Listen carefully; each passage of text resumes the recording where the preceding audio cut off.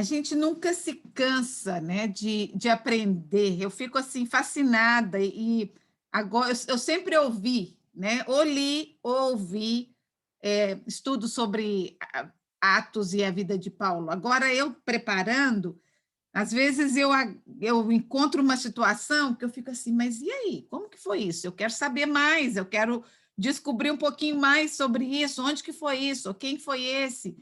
Então, para mim, está sendo fascinante de fazer essa jornada da vida de Paulo com vocês. Eu estou aprendendo muito. E a gente está vendo que o ministério dele continua forte, né? Mas também é muito intensa a perseguição, né? Não só dos judeus, como de outras coisas, mas a gente vai ver durante o estudo de hoje que depois de estudar tanto Jesus como o apóstolo Paulo, a gente sabe que essa oposição não é de pessoas, né? A oposição é de Satanás, né? A guerra ali é entre Deus e o diabo querendo parar a atuação do poder de Deus na vida das pessoas. E hoje vai ficar isso bem evidente, né? Agora, Paulo faz parte ativa, Apolo faz parte ativa dos discípulos que trabalham com Paulo. Então, Apolo, a gente conheceu ele na semana passada, ele era uma pessoa temente a Deus, conheceu a mensagem que João Batista anunciou sobre o Messias que viria, mas ele não sabia de tudo que já tinha acontecido depois de João Batista. Então, foi quando Priscila e Áquila explicaram para eles tudo que eles tinham aprendido do apóstolo Paulo. Então, aqui a gente já viu que logo depois, Apolo ficou ali um tempo, aprendeu e já quis sair para levar a mensagem do evangelho. E como ele não era uma pessoa que tinha crescido, né? Porque por aqui agora Paulo já estava no ministério, já tinha muito tempo, já tinha, eu não sei exatamente quantos anos, mas já tinha mais de 10 anos que ele havia entrado nesse ministério de levar a mensagem do evangelho. Lembra que os primeiros 3 anos ele ficou um pouco recluso, estudando, aprendendo, e já tinham passado várias viagens aqui.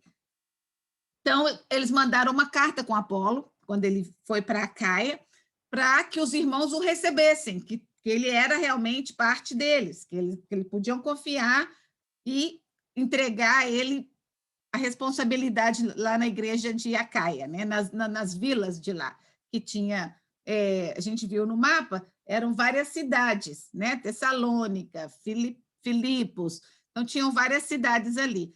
Mas a gente vai ver no capítulo de hoje que Apolo ficou mais tempo em Corinto, pelo que parece aqui. Então, hoje nós vamos fazer uma viagem entre Éfeso, Corinto e Jerusalém, e a gente já viu que Éfeso era uma cidade bem grande, uma cidade que tinha o templo lá da deusa Artemis, né? A gente falou um pouquinho sobre isso, e era uma cidade pagã, né? Uma cidade muito imoral, como todas naquela época. Corinto era imoral, Éfeso era, Filipos, então parece que era uma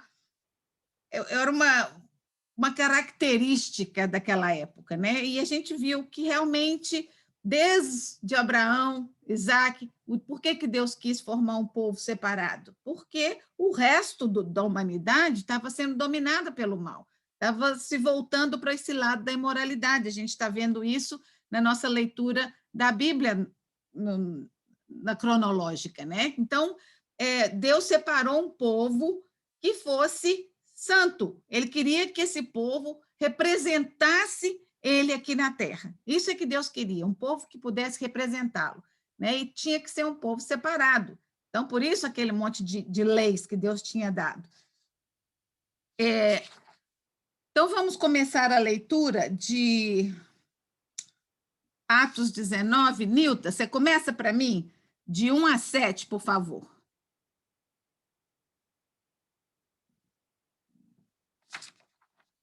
Não esquece o microfone. Estava esquecendo. De 1 a 7? Isso, por favor. Os discípulos de João Batista em Efeso. Enquanto Apolo estava em Corinto, Paulo atravessou as províncias superiores e chegou a Éfeso, onde achou alguns discípulos e indagou deles: recebeste o Espírito Santo quando abraçaste a fé? Responderam-lhe: não, nem sequer ouvimos dizer que há um Espírito Santo. Então, em que batismo fosse batizados? Perguntou Paulo. Disseram: no batismo de João. Paulo então replicou: João só dava um batismo de penitência, dizendo ao povo que cresce naquele que havia de vir depois dele, isso é, em Jesus. Ouvindo isso, foram batizados em nome do Senhor Jesus. Enquanto Paulo lhes impôs as mãos, o Espírito Santo desceu sobre eles e falavam em línguas estranhas e profetizavam. Eram ao todo uns 12 homens. Isso, obrigada, Nilda. Então, gente, aqui a gente viu, no capítulo anterior, Apolo tinha chegado a Éfeso e Apolo também conhecia a mensagem de João Batista, que era a mensagem do arrependimento. Arrependei-vos, porque está próximo o reino de Deus. Mas essas pessoas aqui também. Agora, interessante que Éfeso devia ser uma cidade grande, porque Paulo já tinha deixado Priscila e Áquila lá com uma igreja, um grupo formado, né? Então, ou essas pessoas eram recém-chegados de outros lugares que haviam ouvido de João Batista, mas não haviam ouvido de Jesus, como Apolo, ou estavam numa parte diferente da cidade e não conheciam aquele grupo de Priscila e Áquila. Então, aqui, quando Paulo perguntou, Paulo reconheceu pela maneira de falar, pela maneira de agir, que eles eram pessoas tementes a Deus. Aí ele perguntou, né, qual foi o batismo que vocês foram batizados? Aí ele falou, não, o batismo de João Batista. Né? Aí foi quando Paulo explicou. Então, aqui está meio resumido, né, porque Lucas não deu detalhe, mas seguramente que Paulo falou mais do que isso aqui. Né? Paulo explicou que Jesus já havia vindo, que aquele que foi prometido já havia vindo, né? Que já havia morrido na cruz e ressuscitado. Então, ali naquele momento, aqueles homens, aqui fala que eram mais ou menos 12 deles, na mesma hora, aceitaram a mensagem e com alegria, né, receberam o batismo, não só o batismo em nome de Jesus, não o batismo em nome de João Batista, o em nome de Jesus, e o batismo do Espírito Santo. Então, aqui a gente vai ver muito na história da igreja primitiva e dos apóstolos que existia uma diferença, né? Não era um batismo só, existia o batismo de batizar, de quando você aceita Jesus como seu Salvador, você recebe o batismo hoje em dia, né, nas igrejas batistas, por exemplo, é quando você mergulha lá e sai, ou na igreja católica deve ser quando quando a pessoa já está mais numa idade 15, 16 anos, né, que reconfirma a sua fé. Na igreja presbiteriana é a mesma coisa, com 12 anos você faz uma profissão de fé, você reconhece por que você está ali, por que você quer abraçar aquela fé, né? Então, é um reconhecimento de fé. Agora, todos na Bíblia que a gente vê, que o apóstolo Paulo, o apóstolo Pedro falaram, todos foram batizados por imersão. Então, por isso, por exemplo, eu fui criada na igreja presbiteriana.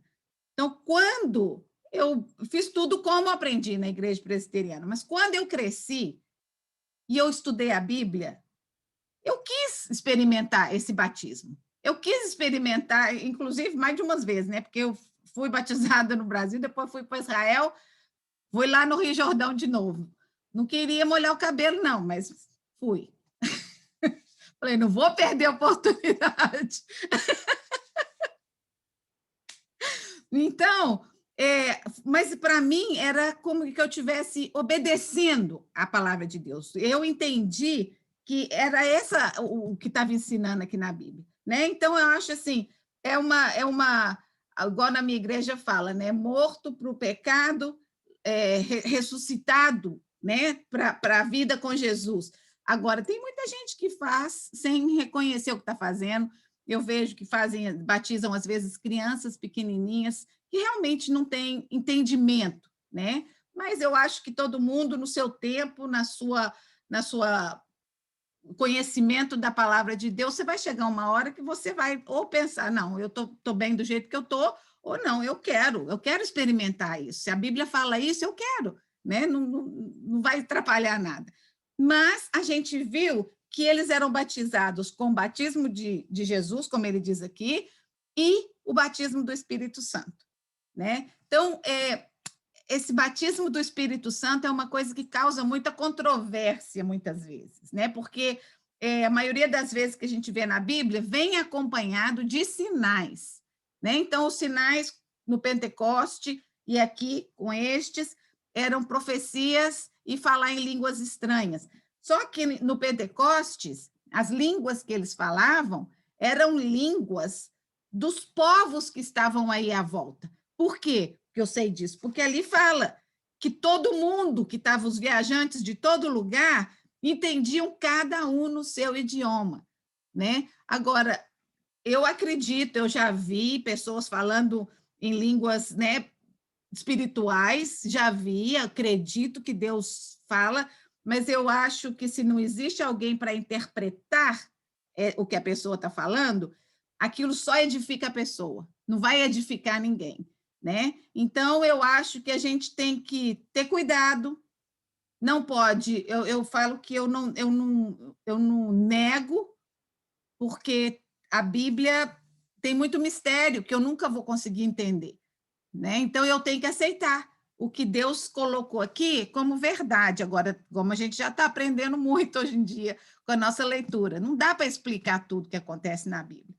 Mas, quanto mais você conhece, mais sabedoria você vai ter quando você estiver diante de uma situação, né? Então, a gente não pode criticar, a gente não pode julgar, porque a gente não sabe, né? Então, vamos aceitar. Eu quero falar isso porque existem até os católicos carismáticos que têm essas manifestações do Espírito Santo entre eles, né? Então, cada um tem o seu momento de ter essa experiência, esse batismo do Espírito Santo, ou essa experiência de intimidade com Deus. Isso é pessoal e a gente recebe à medida que a gente busca, né?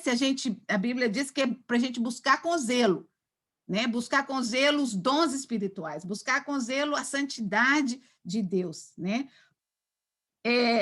Outra coisa que eu coloquei aqui, que eu acho que a gente já falou semana passada, que eu achei incrível, que pelo pouquinho que a gente ouviu nos evangelhos sobre João Batista, a mensagem dele teve uma repercussão enorme, porque mais de 10 anos depois da morte de Jesus, aqui em Éfeso, tinha gente que não ouviu de Jesus, não, mas eles ouviram de João Batista, né? Então, ele fez bem o ministério que Deus tinha dado para ele, de anunciar a vinda do Messias, de anunciar a vinda do Filho de Deus. Achei lindo isso, porque eu nunca tinha me dado conta. Isso é uma coisa que eu aprendi. Eu nunca tinha me dado conta disso, que longe de Israel, a mensagem de João Batista tinha chegado, né, a respeito do Messias, e tinha sido aceita. Então, vamos continuar. Então, aqui eles aceitaram, foram batizados, né? Então, vamos continuar. Fátima, lê para mim de 8 a 12, por favor.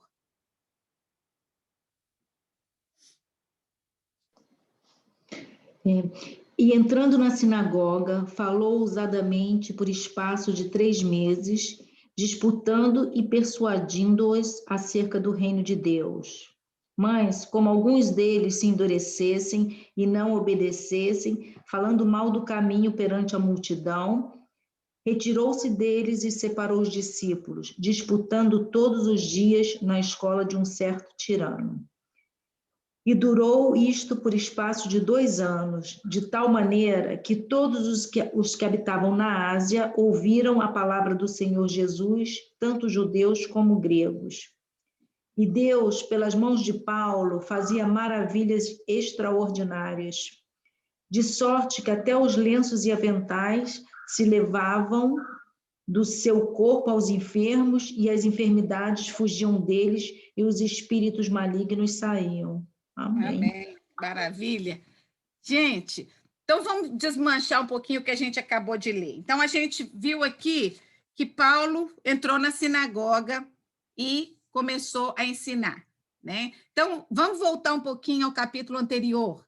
Ele tinha passado em Éfeso com Priscila e Áquila.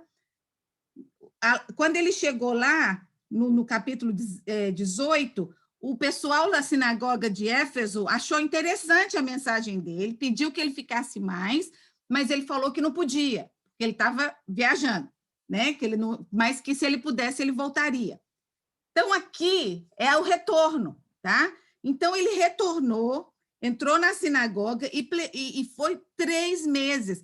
Lembra que em todos as outras sinagogas que ele veio, num período de 2 ou 3 semanas, os judeus já mandavam ele sair, já não queria mais escutar a mensagem deles.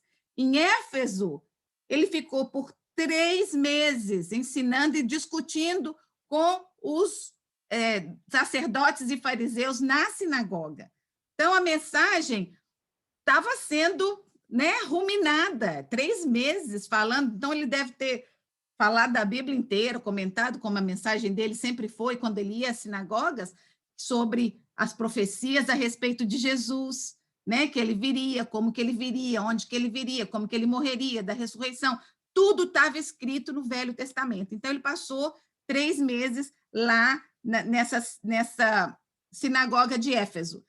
Aqui, viu que eles chamaram de os judeus que começaram a não concordar muito, né? Depois de 3 meses, chamaram eles mais uma vez de o caminho. Já antes, eles tinham sido chamados de o caminho, né? E aqui, outra vez, eles foram chamados de esse povo do caminho, né? Está causando causou desentendimento entre eles, né? Então, aqui Paulo saiu da sinagoga, já que eles não queriam mais. Aí foi quando eu fui pesquisar o que é esse tirano, né? Porque era uma pessoa má, o que era tirano? Então, eu descobri, não tem muita informação concreta, mas era uma escola, e o nome do fundador da escola era esse Tirano, e era uma escola filosófica. E ela abria num período do dia. Nos estudos que eu olhei, era de manhã, normalmente. E Paulo usava esse prédio, né, ou essa casa, para ensinar na outra parte do dia. E aqui está falando que ele ficou 2 anos em Éfeso.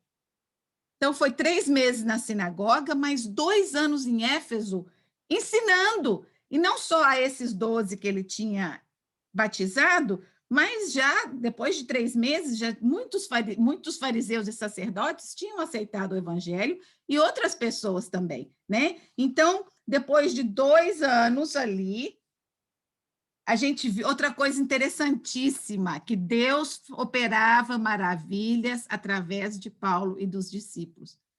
E uma coisa que a gente que fala aqui, que eu acho que é daí que deve esse povo ter tirado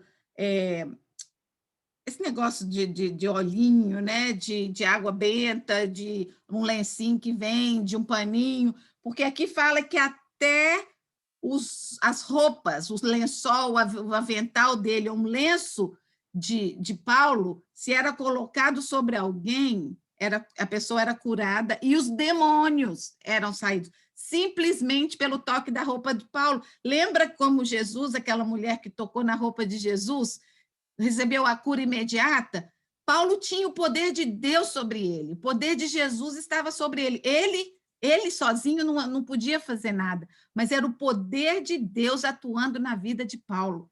Gente, a gente tem visto até aqui que Paulo era completamente comprometido com Deus, comprometido com Jesus, com aquele Jesus que encontrou com ele no caminho de Damasco e perguntou: por que você está me perseguindo? Né? Que aquele momento foi decisivo na vida dele, ele nunca olhou para trás.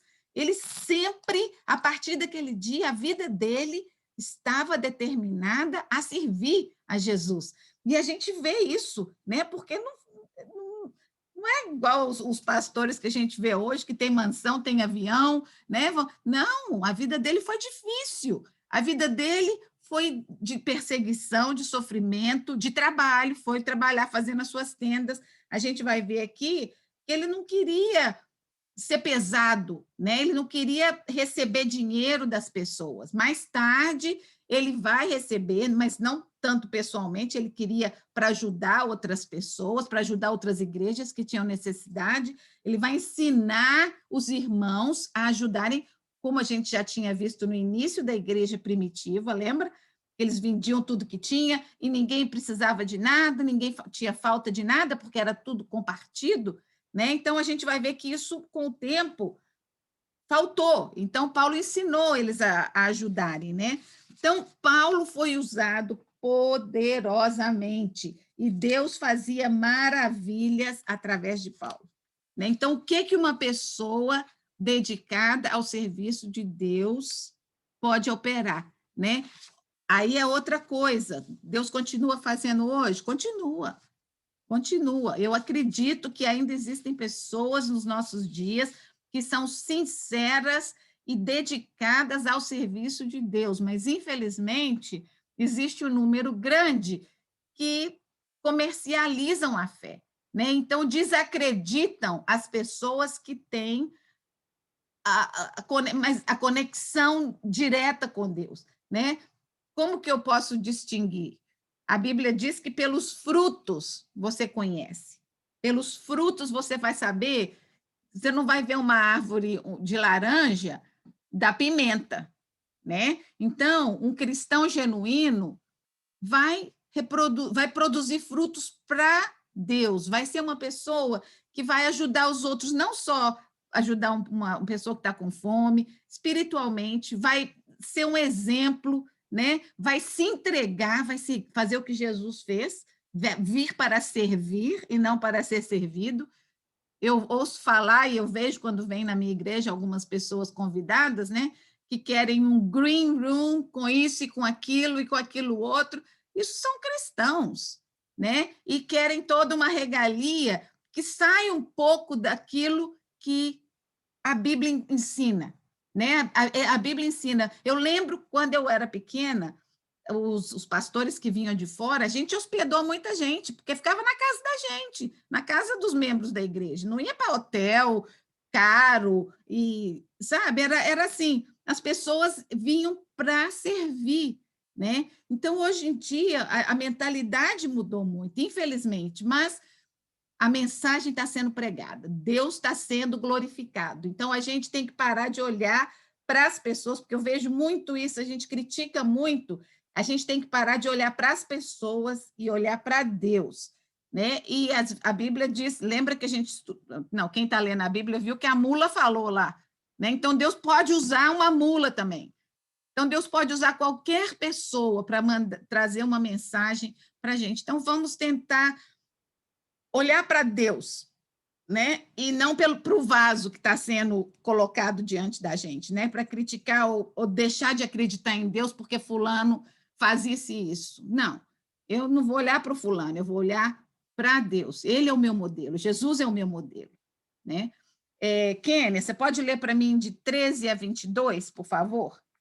Essa cena, essa foi, assim, impressionante. Eu já vi cenas assim, mais ou menos desse tipo, mas vamos lá. Alguns judeus que andavam de um lugar para outro, expulsando espíritos maus, quiseram usar também o nome do Senhor Jesus para expulsar os espíritos maus, dizendo a eles: pelo poder do nome de Jesus, o mesmo que Paulo anuncia, eu mando que vocês saiam. Os homens que faziam isso eram os 7 filhos de um judeu chamado Seva, que era grande sacerdote. Mas certa vez um espírito mau disse a eles: eu conheço Jesus e sei quem é Paulo, mas vocês, quem são? Então o homem que estava dominado pelo espírito mau os atacou e bateu neles com tanta violência que eles fugiram daquela casa feridos e com as roupas rasgadas. E todos os que moravam em Éfeso, judeus e não judeus, souberam disso.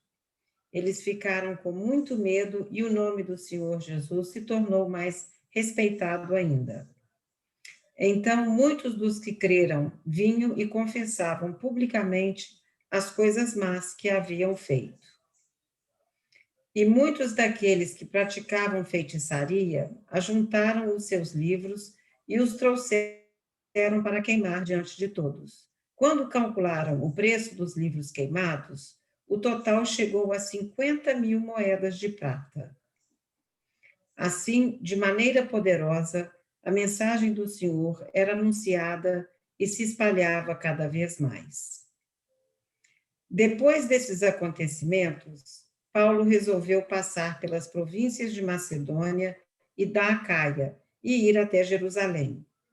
Ele dizia: depois que eu visitar Jerusalém, preciso ir a Roma. Então, Paulo enviou para a Macedônia 2 dos seus ajudantes, Timóteo e Erasto. Mas ele ficou mais algum tempo na província da Ásia. Até aí tá bom. Foi nessa ocasião... Até aí tá bom. Até aí? Isso, obrigada. Então, gente, super dramática, né? Esse encontro desse. A gente acabou de escutar nos versículos de cima que Deus estava usando Paulo poderosamente. Mas, quando Deus está usando alguém poderosamente, Satanás fica bravo. E ele também quer fazer alvoroço. Então, existiam muitas pessoas que estavam possessas por Satanás. A gente já viu falar que era um lugar de muita mitologia, feitiçaria. A gente tinha acabado de ver nos capítulos anteriores pessoas que tinham sido libertadas do poder de ocultismo, de ler o futuro, né? Aquela escrava. Então, aqui esse lugar era um lugar pesado, né? Não era um lugar pacífico para Paulo estar pregando o evangelho. Então, a opressão era muito grande. Mas a gente viu aqui que tinham uns judeus lá que viam como Deus operava através de Paulo. Então, eles resolveram, também vou fazer isso, né? Só que eles achavam que Paulo fazia com a autoridade dele, porque ele era Paulo, né? Então, eles falaram, então nós também podemos fazer. Somos sacerdotes aqui, eram filhos do sacerdote. Só que Paulo não fazia no nome de Paulo. Paulo fazia os milagres e expulsava os demônios no nome de Jesus, no poder do sangue de Jesus. Paulo só era o canal pelo qual a energia, a força e o poder de Deus se manifestava. Então, esses homens começaram a expulsar no nome de Jesus que o Paulo acredita. Não era nem que eles nem acreditavam em Jesus. Como que você vai enfrentar Satanás se você nem acredita que Jesus existe? Você vai usar o nome de Jesus sem nem acreditar, né? Então, eu achei tão engraçado, porque é cômico, né? Olha o que o diabo fala para eles assim. Ele fala, em nome de Jesus, a quem Paulo prega, eu ordeno que saia. Aí o diabo fala, ué, peraí, Jesus eu conheço, Paulo também, e vocês? Quem são? Né? Então, o Satanás, é como se ele estivesse dizendo, vocês são do meu time aqui, ó. O que vocês estão querendo? Nós estamos aqui do mesmo lado, né? Então, a gente tem que estar preparado. O poder de Satanás é real. Então, a Bíblia fala várias vezes, e às vezes a gente não quer nem falar o nome dele, né? Com medo, com receio. Não, já falei várias vezes aqui. Nós temos que conhecer o inimigo, nós temos que conhecer como ele nos ataca, para a gente se resguardar, né, dos ataques dele. Então, nesse capítulo aqui, a gente vai aprender muito sobre isso. Por quê? Quando todo mundo... Porque isso foi público, isso não foi num cantinho, no quartinho, todo mundo escutou isso, assim, né? Muita gente. Então, esses judeus ficaram envergonhados diante de toda a comunidade, não só ficaram envergonhados, como apanharam ali, ó, do homem que estava endemoniado, levaram uma surra dele, né? Então, o que isso aconteceu? Isso fez com que o evangelho ainda alcançasse proporções maiores, porque o povo ficou impressionado com tudo aquilo. E tão lindo que Paulo nem precisou falar para eles o que fazer, eles vinham a Paulo trazendo todas aquelas... E eu fui estudar sobre esses livros que eles queimaram, né? Fizeram aquela fogueira, e aqui fala que era como 5.000 ciclos de prata, 50.000 ciclos de prata, E eu fui olhar mais de 2 milhões de dólares o valor desses livros. E eu fui entender o que era. Eram livros feitos de pergaminho, era coisa cara, com magias, feitiçarias e essas coisas usadas, né? A gente vê isso muito nos filmes hoje que os jovens gostam, né? Desses Lord of the Rings, essas coisas, tem essas mitologias, essas coisas todas. Então, as pessoas começaram a reconhecer que essas coisas eram como uma abertura para Satanás. Então, eles quiseram se desfazer de tudo, não estava nem importando com o valor. Todas as pessoas que se converteram através do que viram e através do que tinham ouvido de Paulo, eles trouxeram as coisas e começaram a confessar publicamente as coisas que eles tinham feito.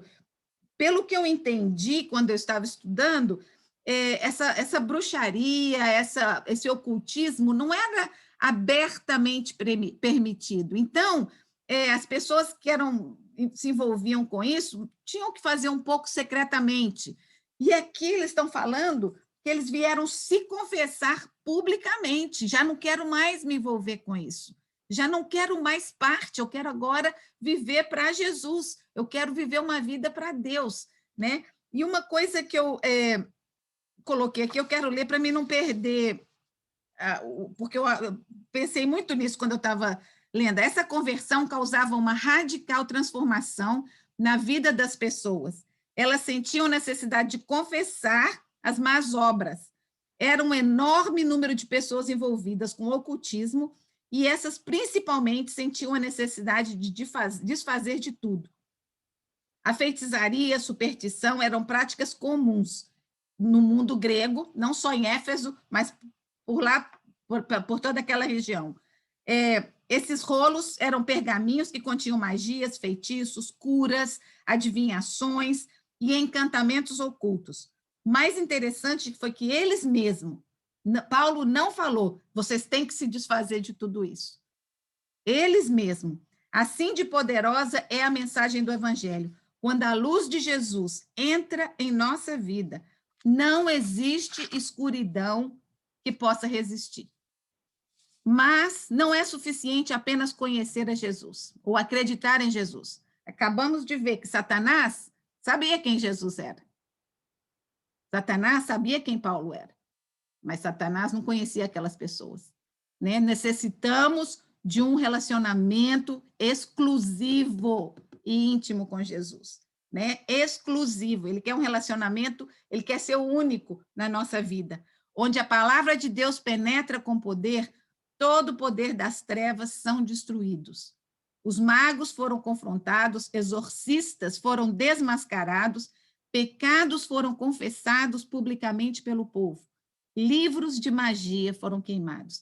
Às vezes, eu mesmo, já em alguma época da minha vida, eu achava que era curioso, ou, sabe, não, eu só quero ver, não acredito nessas porcarias, mas eu quero, é curiosidade, né? Não é nem curiosidade, gente. Essas coisas, isso se não é de Deus, é do diabo.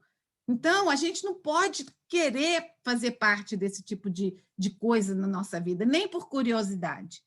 Necessitamos sondar os nossos corações para assegurarmos de que não estamos guardando um quartinho escuro no nosso coração. Deixemos que a luz de Jesus penetre cada pedacinho e nos ilumine para reconhecermos se existe algo dentro de nós que a gente precisa jogar na fogueira.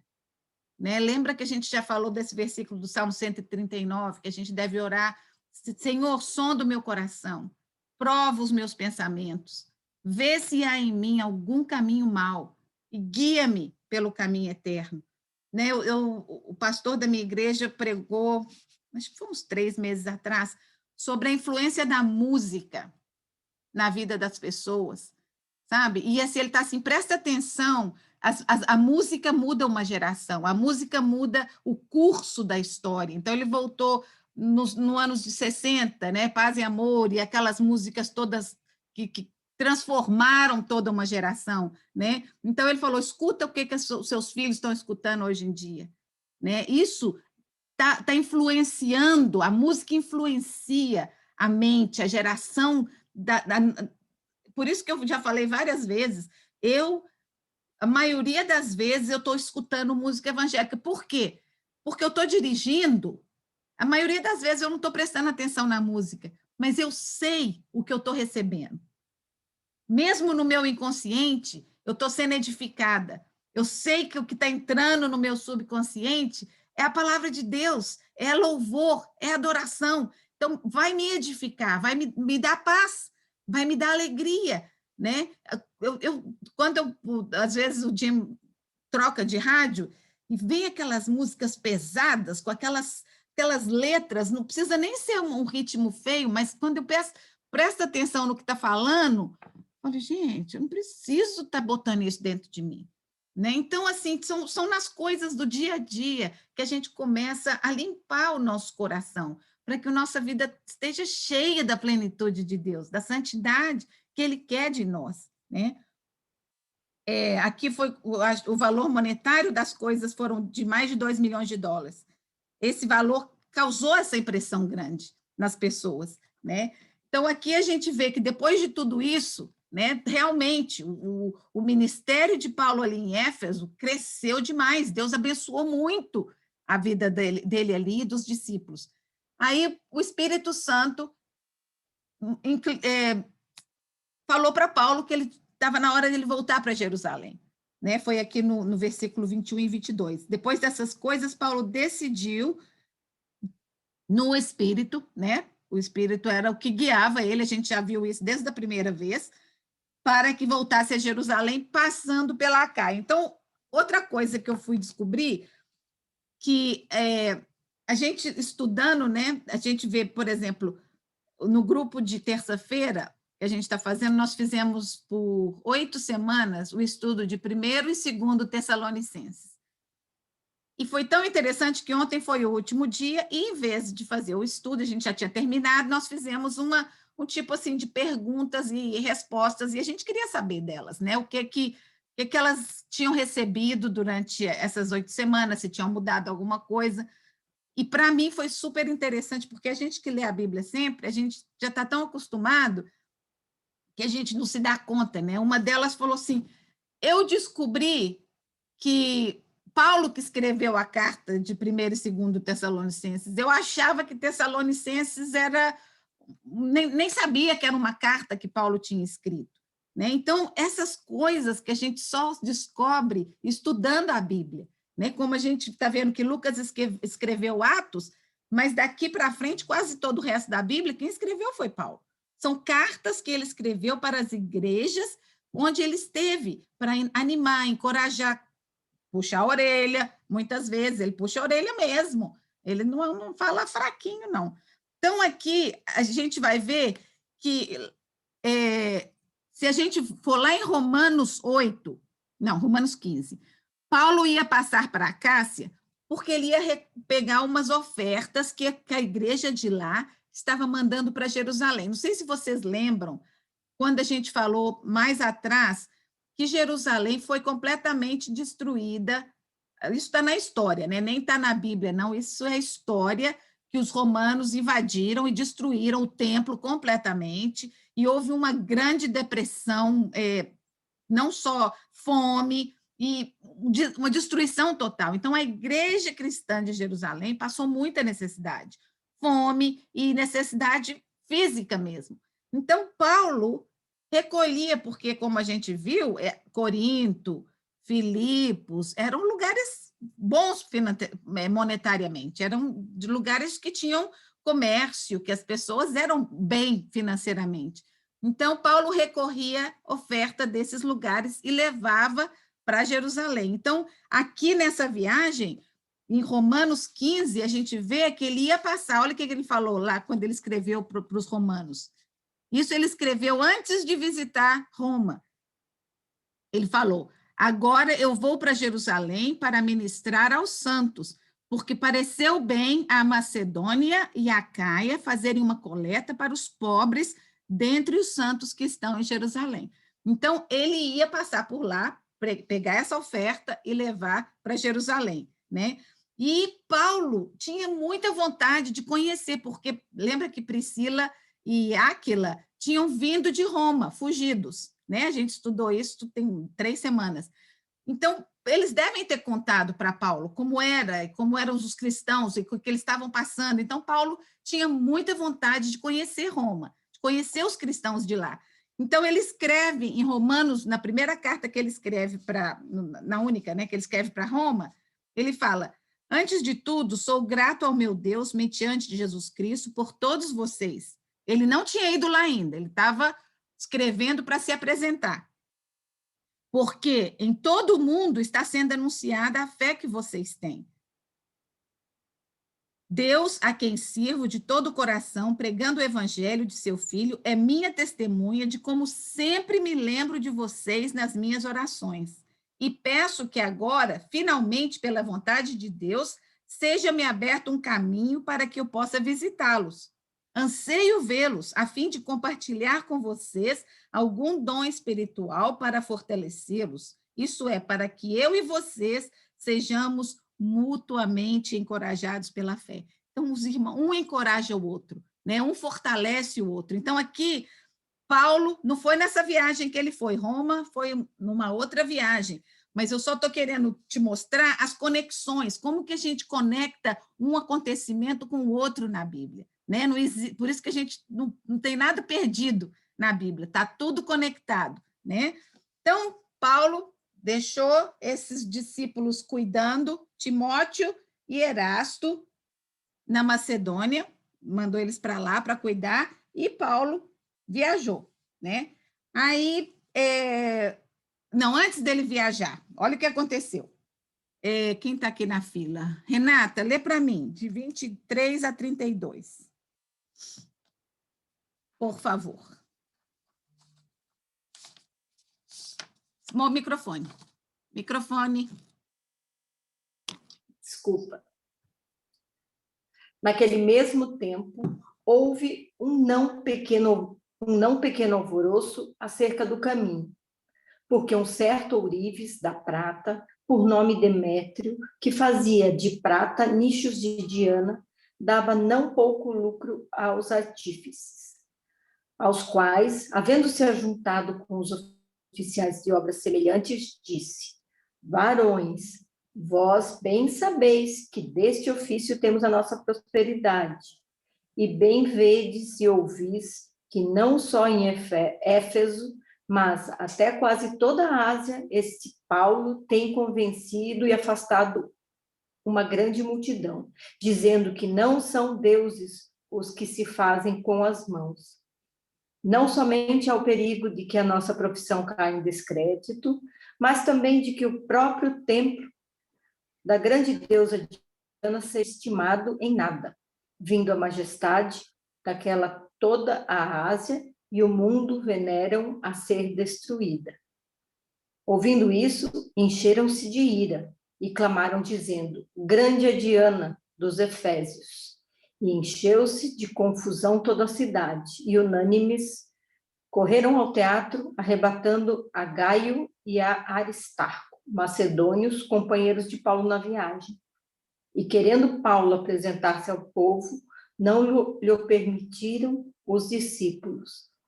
Também alguns dos principais da Ásia, que eram seus amigos, lhe rogaram que não se apresentasse no teatro. Uns, pois, clamavam de uma maneira, outros de outra, porque o ajuntamento era confuso, e os mais deles não sabiam por que causas te tinham juntado. Obrigada. Então, gente, olha só, Paulo ainda não tinha saído, o Espírito Santo tinha orientado a Paulo que ele deveria ir a Jerusalém, mas ele ainda não tinha saído, porque aqui fala que naquele mesmo tempo, né, isso aconteceu. Então, o que aconteceu? A mensagem estava sendo bem aceita, as pessoas estavam se convertendo. E o que acontecia quando se convertiam? Já não acreditavam mais naqueles deuses e naquelas coisas que eles... principalmente Artemis, que é também chamada Diana, é a mesma coisa, né? A deusa da fertilidade. Eu fui olhar a foto, eu ia colocar para vocês, mas fica pequenininha, é melhor vocês procurarem. Tem duas Artemis. A Artemis do Efésios, ela é feia, ela é uma estátua e tem um monte de peito assim pendurado nela, porque é a deusa da fertilidade. E a Artemis grega já é uma mais bonita, mais elegante, mais charmosa, né?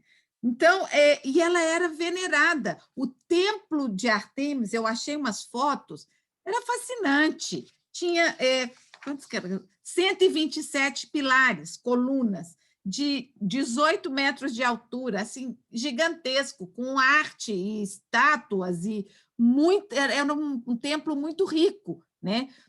E ela era adorada não só pelas pessoas de Éfeso, mas de toda a Ásia Menor, que a gente tem falado muito ultimamente, dessa área onde Paulo trabalhava mais, né?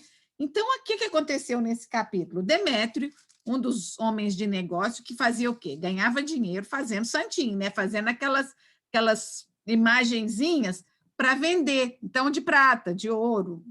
Eram vários negociantes da época, né? Estavam sentindo que estavam sendo prejudicados com essa mensagem do evangelho, né? Porque agora eles não precisam mais de nada para adorar, né? Eles adoram um Deus que a gente nem vê, né? Então, a gente já viu isso em Atos também, né? Que as pessoas levavam prejuízo quando as pessoas se convertiam. Nós vimos isso quando Jesus expulsou o demônio nos porcos, e os porcos foram para a ribanceira, os donos dos porcos não gostaram, não, deu prejuízo para os donos dos porcos. Depois, a gente viu a menina escrava, que o dono também usava, né? Ela dava ali a sorte de todo mundo, e ele que recebia os dinheiros. Depois a gente viu aquele cara que assessorava o procônsul também, que foi desmascarado. Então, assim, estava impactando de alguma maneira a economia, né, da região, porque essas pessoas não estavam ganhando dinheiro. Então, eles não gostaram, então se juntaram. E eu fico impressionada de ver, aí eu falei, gente, a gente está vendo isso todo dia, né? Um grupo pequeno consegue causar uma revolução tão grande, né? Quando a gente vê todas essas coisas que andam acontecendo, não só aqui nos Estados Unidos, aqui a gente está mais perto e está escutando, mas no mundo inteiro, né? Um grupo pequeno com uma agenda causa uma revolução enorme. E aí, o que fala aqui no versículo? Achei engraçado isso aqui. A maior parte do povo nem sabia o que estava fazendo ali, mas estava lá na buia, né? Então, infelizmente, a gente vê repetindo, né? Eu até coloquei aqui que não existe nada novo, né, debaixo da terra, debaixo do céu.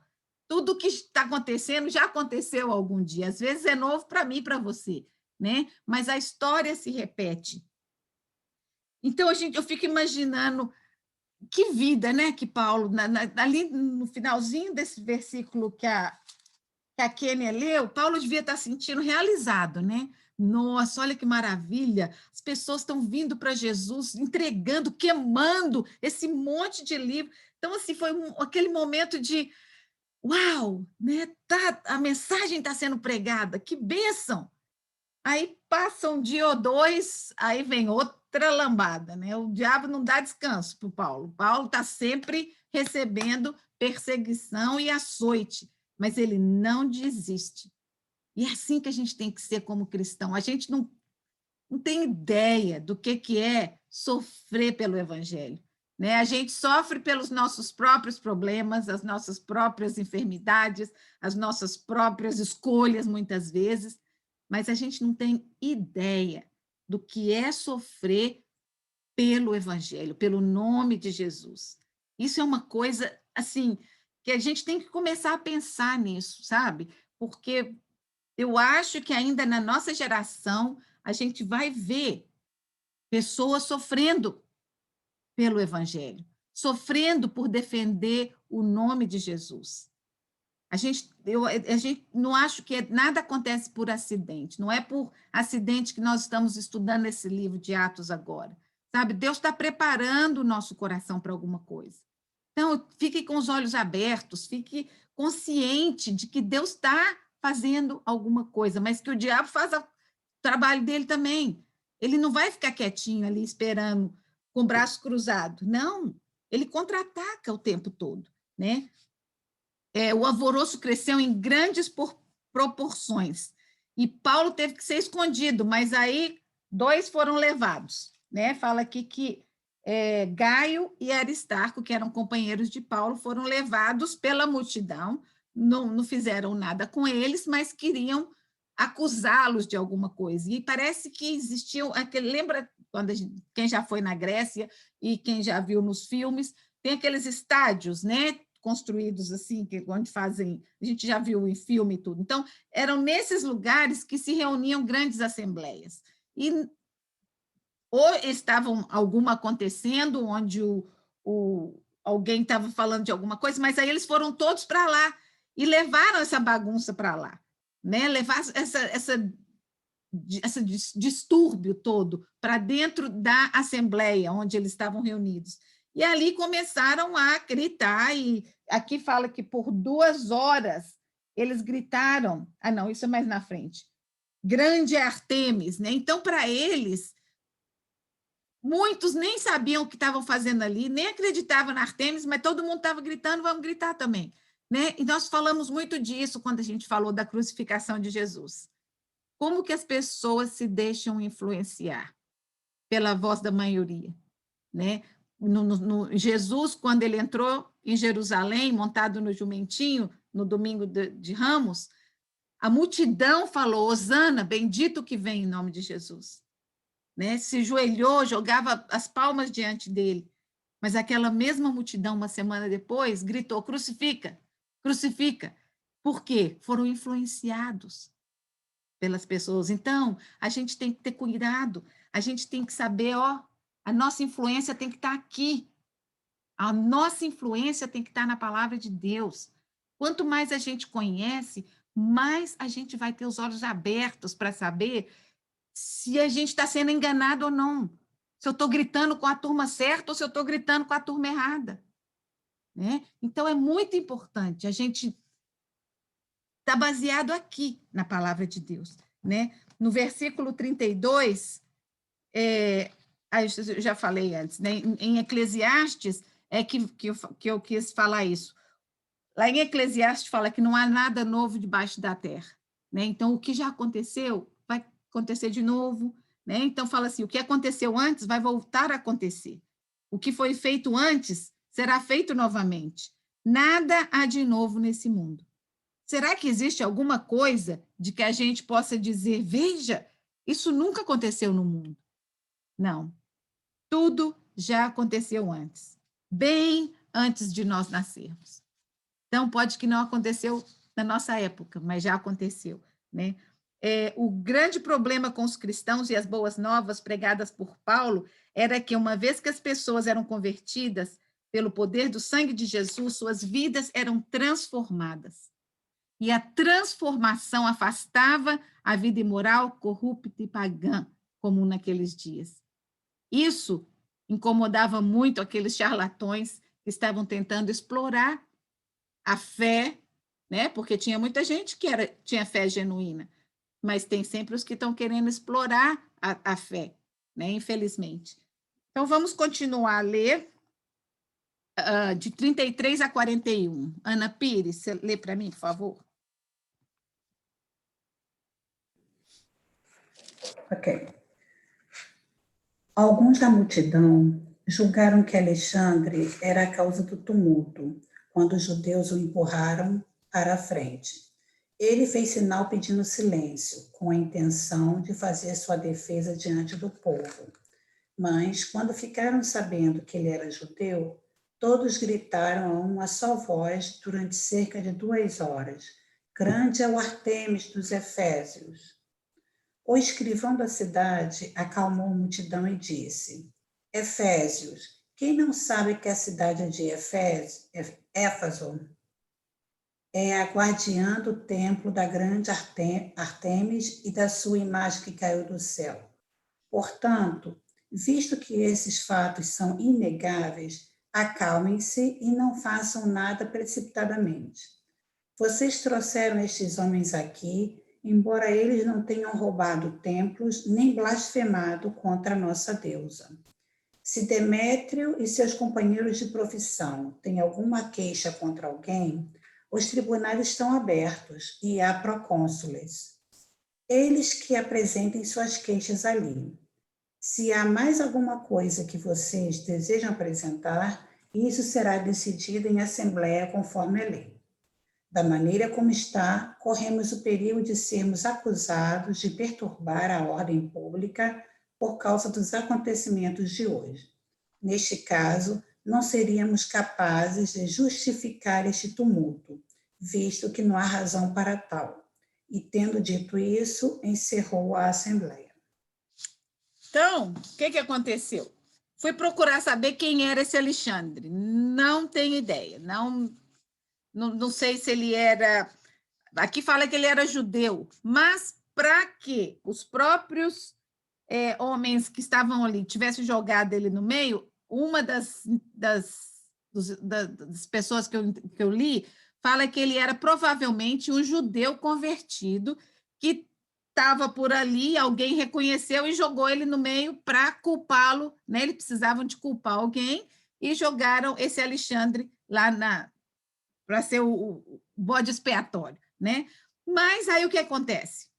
Deus, mais uma vez, livra os cristãos usando uma pessoa que não era cristã, né? Era o escrivão da cidade, um adorador da Artemis, né? Um morador da cidade, uma pessoa influente, mas que foi usado por Deus para pensar racionalmente, né? Então, o que ele falou? Espera aí, esses homens não roubaram templo nenhum, nem falar mal da Artemis eles estão falando. Vocês não têm base nenhuma para a gente condenar esses homens, não tem nada que a gente possa fazer legalmente contra eles, né? Então, ele usou o bom senso, né, e sabedoria divina. Aí, o que aconteceu? Aqui foi que eles começaram, um pouquinho antes, né, gritando, grande é a nossa deusa Artemis. Imagina 2 horas eles gritando isso. Imagina os pobres cristãos, né? E Paulo num canto lá tendo que escutar isso por 2 horas, né? Mas passou 2 horas, até que esse escrivão se interferiu, né? Eles definitivamente queriam intimidar os cristãos. Infelizmente, estamos a portas de dias como estes, né? Os cristãos vão ser intimidados, como eu disse, né? As pessoas, eu fico pensando, quando eu coloquei aqui, né? Todo mundo vai para os estádios e gritam para o time favorito, e gritam num concerto de música, e cantam, levanta a mão e faz aquela coisa toda, fazem passeatas e proclamam o seu partido favorito, né? Gritam pelas suas ideologias e direitos, mas se um grupo se levanta para adorar a Deus, né? Para orar, para louvar, ou se alguém no meio de uma igreja levanta a mão para o céu para adorar, aí vai ter a crítica, né? Eu vi durante o ano passado, tinha um grupo que estava indo em várias cidades dos Estados Unidos para orar pela cidade, né? E várias cidades onde eles passaram, eles foram bloqueados.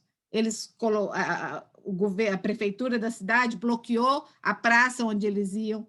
Em outros lugares, eles não permitiram nem que eles se reunissem para cantar, para fazer nada.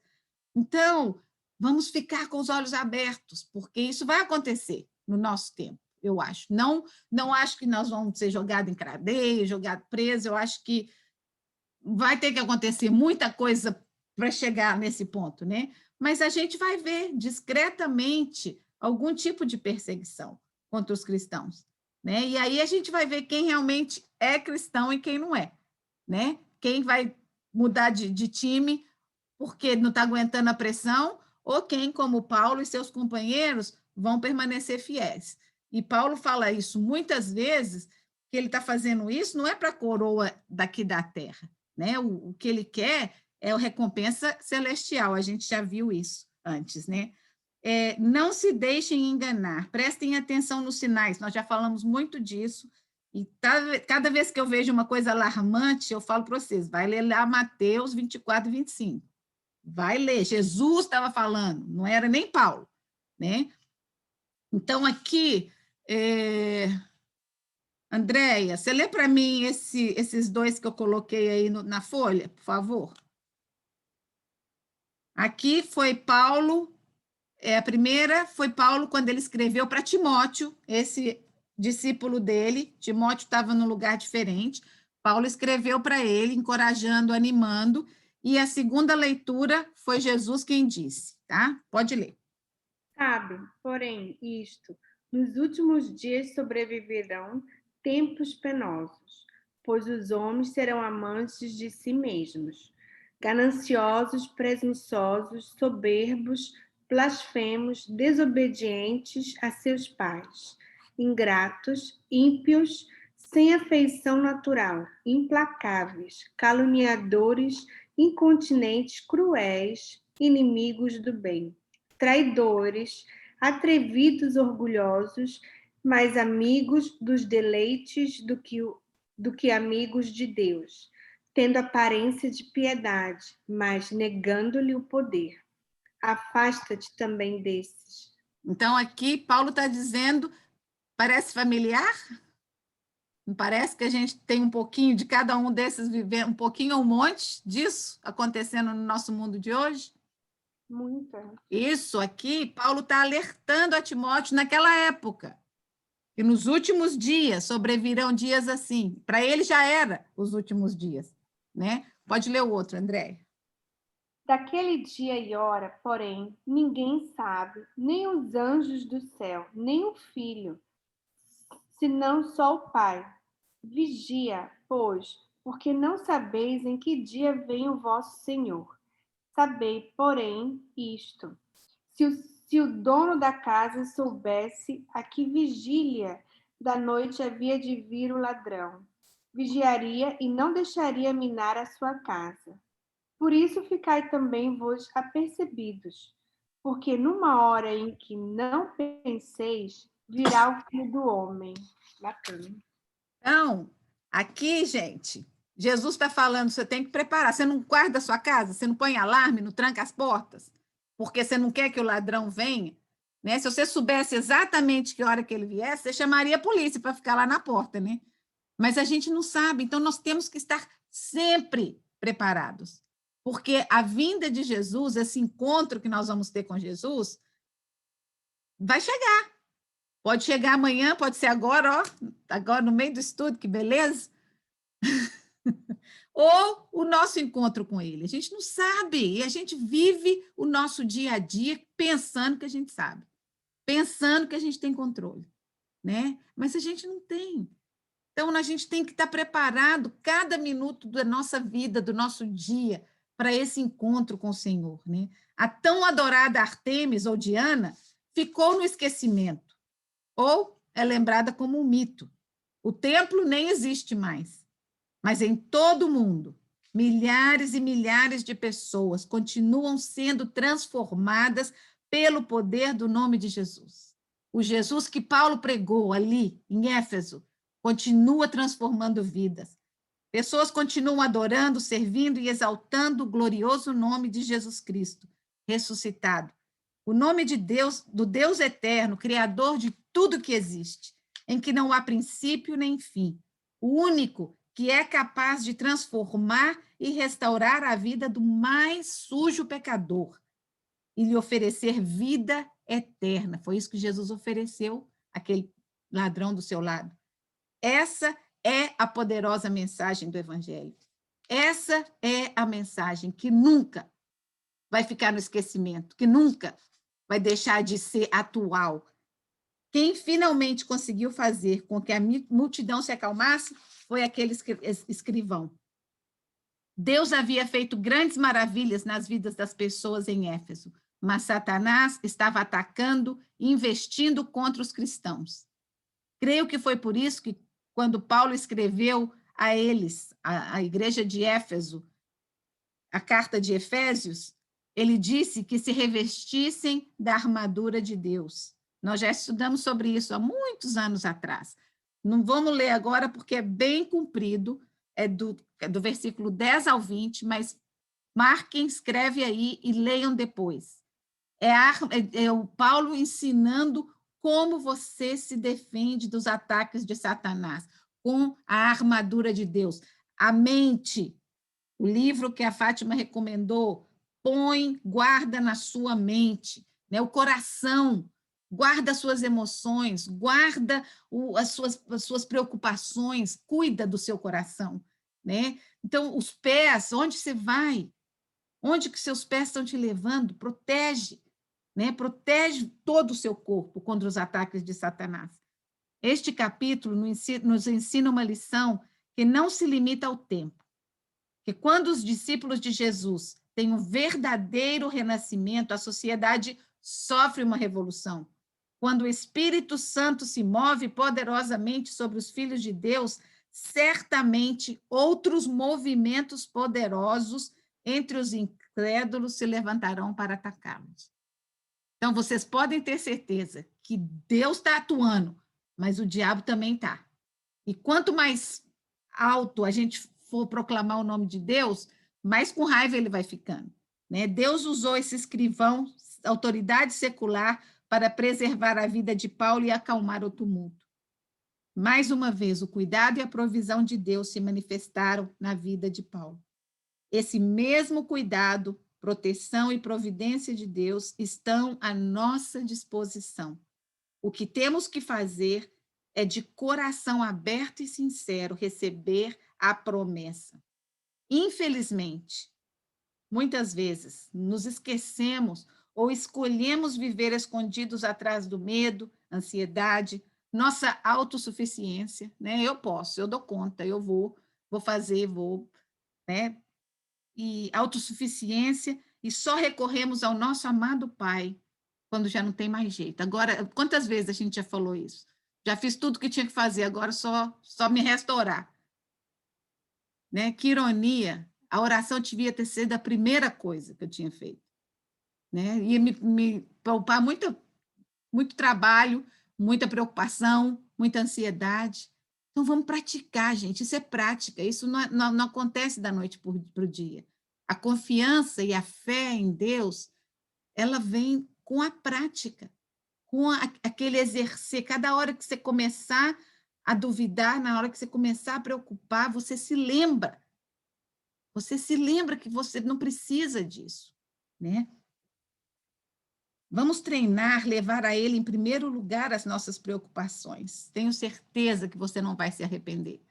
1 Pedro 5,7 diz: lançando sobre ele toda a vossa ansiedade, porque ele tem cuidado de vós.